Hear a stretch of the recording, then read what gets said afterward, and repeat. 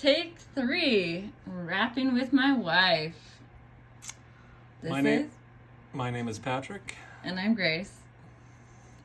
and we're going to show you how to tie a nice and simple double bow.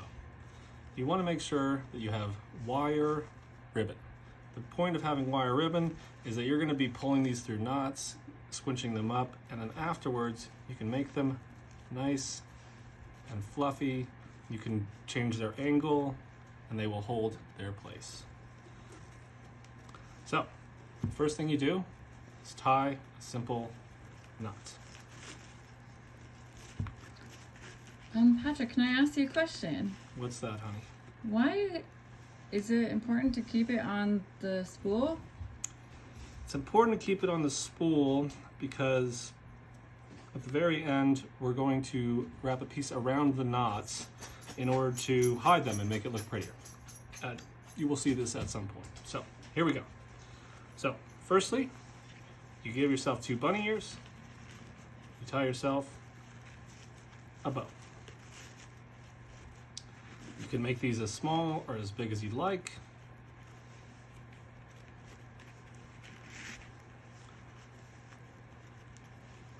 You can puff them out. They probably will get messed up. You probably will revisit these.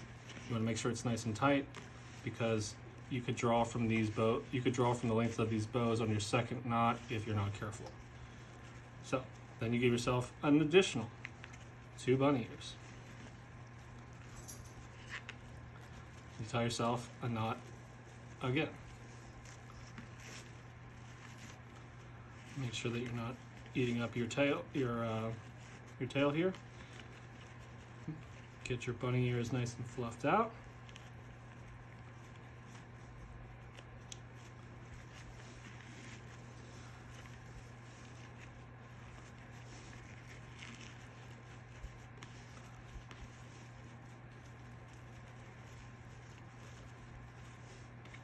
Make sure it's nice and tight.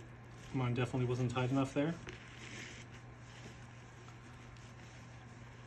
You can always work on fluffing after you finish, but I like to fluff throughout to make sure that they kind of have an even look and an even size to all of the bows.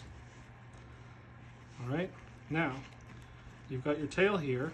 Again, with double-sided it's not important, but with like say for instance a ribbon like this, where you have one side that is the outer and one side is the inner, you can flip these inside out, right? It's very easy. That's definitely a nice part about having wire, is that it'll hold in whatever position you put it in. Then you see we've got like this relatively ugly looking knot here in the middle,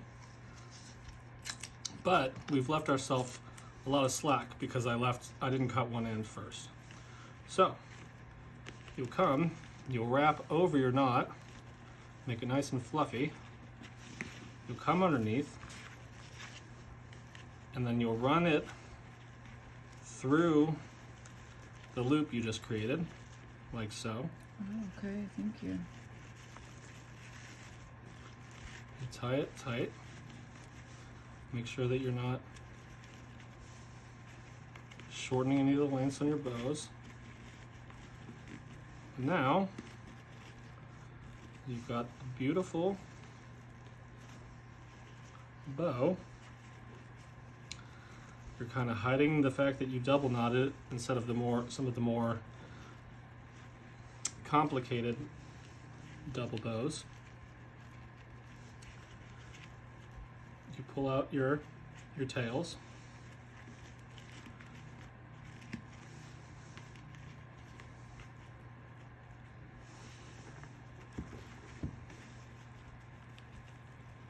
Fluff up your ribbon. Make it nice and fluffy.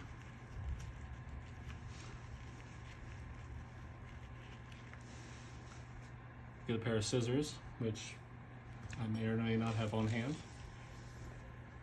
Here we go. Give yourself, personally I don't like a straight cut, I like an angled cut. Depends on what you're doing, but if you're working with wired ones, I feel like the angled cut is the best way to go. Why? Just think it looks nicer, but if you're doing like a really floppy ribbon, maybe something like this, This was the original ribbon that was on this when I gave it to my wife. You might be less concerned with, you know, going with an angled edge. For instance, on this one, I left it with a straight edge. Then you just trim it to length. Make sure you're cutting a straight line. Now, I know this particular, or at least in my opinion, this particular ribbon doesn't match this box, but that is how you tie a double bow. Beautiful, Patrick. One of the things that's kind of nice about this one is if you go with more traditional methods, you don't get this big, puffy center bit.